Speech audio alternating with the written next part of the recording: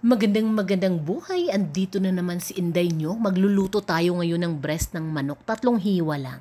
May tomato paste tayo, may mushroom, fresh milk, ginger powder, paminta, crushed garlic, onion powder, may bawang tayo, may tomato paste, asin, parsley leaves, magic sarap, kalahating sibuyas, 2 pirasong patata, 1 kutsarang cornstarch at saka harina.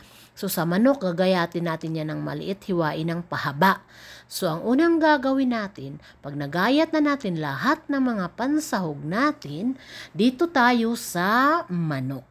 Ayan, dito sa manok, timplahan natin yan siya ng mga panimpla natin. Lagyan natin ng asin, black pepper, ginger powder, onion powder, crushed garlic. Half teaspoon lang sa lahat ng mga nabanggit kong condiments. Haluin natin maigi. Kung gusto mo ng halong maigi, kamayin mo pwede. Pero ako, curry bells lang yan. Kasi maninipis yung hiwa ko sa manok.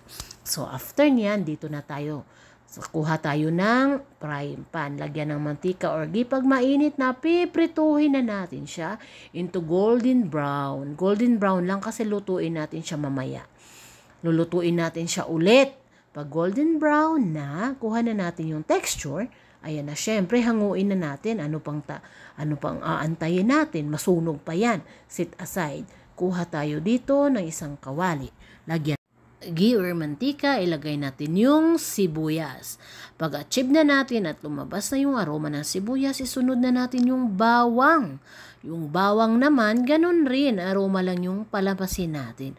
After both sides, lahat talaga, yung 2 condiments, yung aroma lumabas na, ilagay na natin si mushroom.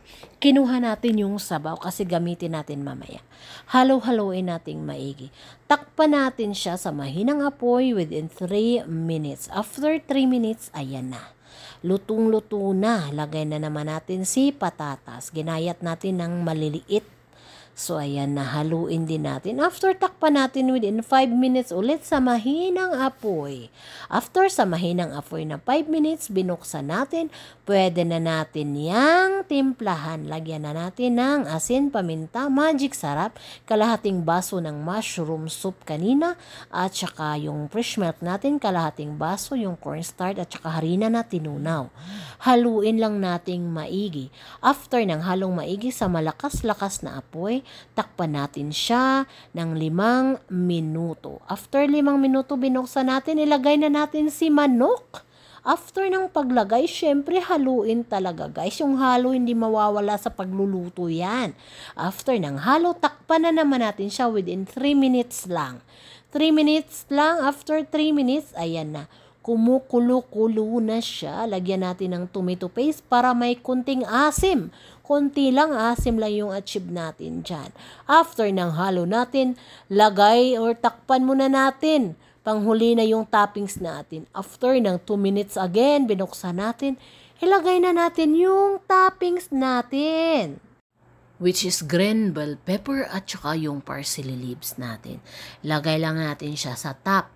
After ng pagkalagay natin, takpan natin siya within 3 minutes lang para malambot-lambot lang yung green bell pepper. Pag bukas natin, ayan na, malambot na siya.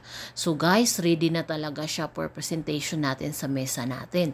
Tanghalian to guys, tanghaliang masarap. Ito na, nandito na tayo sa mahiwagang mesa namin. Araw-araw mahiwaga talaga yan. Kanin namin, tubig, syempre yung salata natin na unique style ngayon. Pahiwa-hiwa lang ng ganyan. So ayan na guys, ready na. Tingnan natin yung creamy ng natin sabaw. Tingnan natin, no? Tingnan mo, hinalo ko yan. Napaka-creamy talaga.